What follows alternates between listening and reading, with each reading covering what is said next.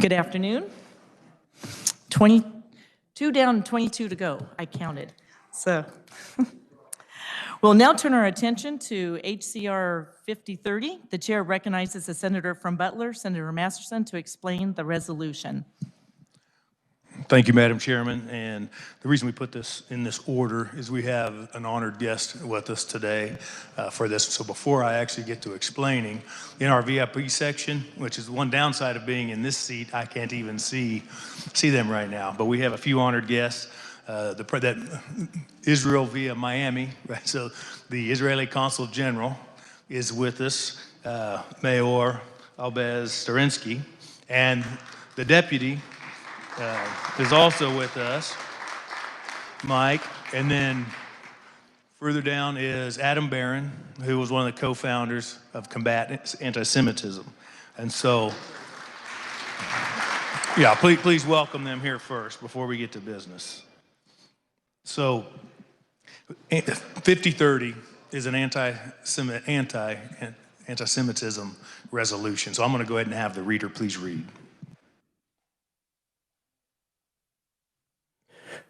Whereas anti-Semitism, including harassment based on actual or perceived Jewish origin, ancestry, ethnicity, identity, affiliation, or faith, remains a persistent and disturbing problem in American society, and whereas the Jewish community continues to be targeted in the United States and is consistently the most likely of all religious groups to be victimized by incidents of hate, and whereas incidents motivated by anti-Semitism are increasing at an alarming rate, and whereas the deadliest attack to date against the American Jewish community took place on October 27th, 2018 at the Tree of Life Synagogue in Pittsburgh, Pennsylvania, and whereas this senseless act of violence took the lives of 11 members of the Tree of Life, New Light, and Dor Hadash congregation, and whereas the Kansas Jewish community has experienced firsthand the deadly results of anti-Semitism, and whereas on April 13th, 2014, 3 people lost their lives due to anti-Semitic attacks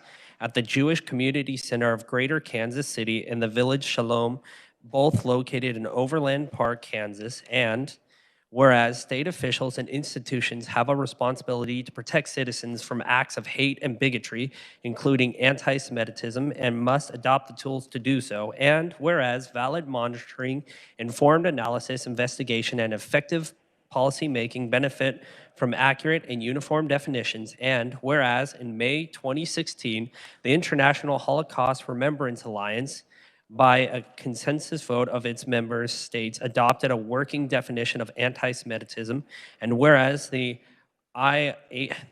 IHRA's working definition of anti-Semitism includes 11 examples of contemporary anti-Semitism that captures some of the many ways anti-Semitism manifests itself, whether in public life, media, schools, the workplace, or the religious sphere, and whereas the IHRA's working definition of anti-Semitism has become the internationally recognized and authoritative definition used by governments, international organizations, and educational institutions, and whereas the IHRA's working definition of anti-Semitism is utilized by numerous government and law enforcement agencies, including the United States Department of State and the United States Department of Education, in monitoring, training, and education, and whereas the IHRA's working definition of anti-Semitism has been adopted through the legislative or executive actions in an increasing number of U.S. states. Now, therefore, be it resolved by the House of Representatives of the state of Kansas, the Senate concurring therein, the state of Kansas adopts the non-legally binding International Holocaust Remembrance Alliance working definition of anti-Semitism, including the 11 contemporary examples, and be it further resolved, the Kansas Department of Administration shall ensure that the IHRA's working definition of anti-Semitism is made available as an educational resource for all state agencies. And be it further resolved, nothing in this resolution shall be construed to diminish or infringe upon the right protected under the First Amendment to the Constitution of the United States or the Constitution of the state of Kansas.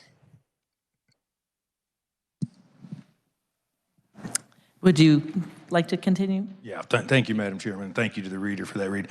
Clearly, I don't know if you caught it, the key is the definition, which is the gold standard that's been developed by the IHRA. And the whole point. In order to defeat something, you must first define it. So that's the purpose of the resolution. This resolution has now been, or something akin to it, has been adopted in 865 countries or organizations, including 20 other U.S. states. So with that, I would stand for questions. I know there are others that may want to comment. Are there questions for the senator from Butler, Senator Masterson? Senator from Johnson, Senator Corbin. Thank you, Madam Chair. No questions, but I just want to express my thanks for leadership for bringing this important resolution forward. I want to thank the President for personally carrying this resolution. And this is a real important moment for us. And I know not members of this body, but I could see people at home thinking about, why do we need this resolution? Is anti-Semitism really a problem?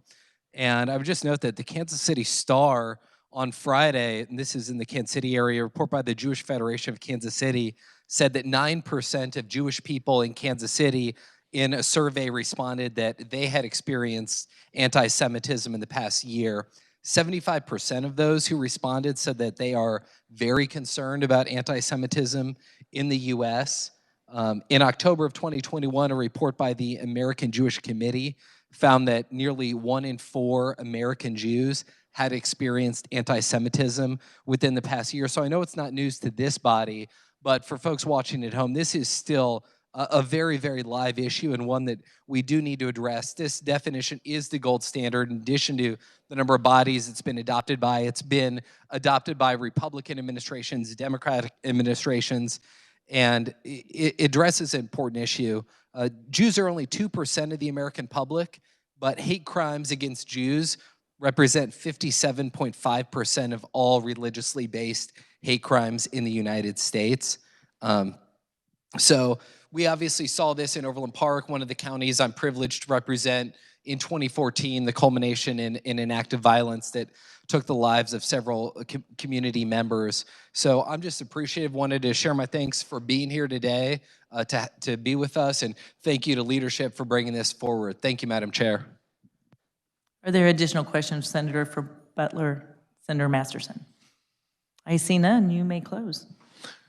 Thank you, Madam Chairman. And there's really nothing left to close. I would announce, and I would ask of the chair, if you wouldn't mind, after I make the motion, to stand at ease the Senate for a few minutes to allow for you to meet. And there's also an invitation. We are hosting the Consul General and the Deputy down in the Secretary of State's former office, 212 North, 3 to 5. I think we'll continue our business for the most part, but as you have opportunity, we're not doing final action today. As you have opportunity to go down and associate, that would be great. But with that, Madam Chairman, I move that when the committee rise and report HCR 5030 favorably for adoption. You've heard the motion. All those in favor say aye. Aye. Opposed, no. Motion carries.